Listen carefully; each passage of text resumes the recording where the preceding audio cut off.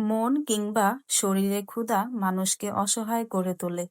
পৃথিবীতে প্রাণীদের মধ্যে একমাত্র মানুষই আছে যাদের শরীরের পাশাপাশি মনের ক্ষুধাও বিদ্যমান।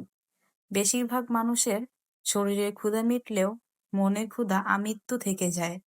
যার শরীরের ক্ষুধা নিবারণ করার অবলম্বন আছে, তার মনের ক্ষুধা নিবারণ করার অবলম্বন নেই।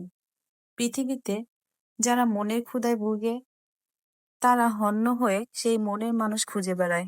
তবে ভণ্ডদের যুগে মনের মানুষ পাওয়া ভীষণ কষ্টসাধ্য ব্যাপার। পাওয়া যায় না। মনের কোণে জমে থাকা অভিমানের মেঘ সরানোর মতো কোনো মানুষ সচরাচর পাওয়া যায় না।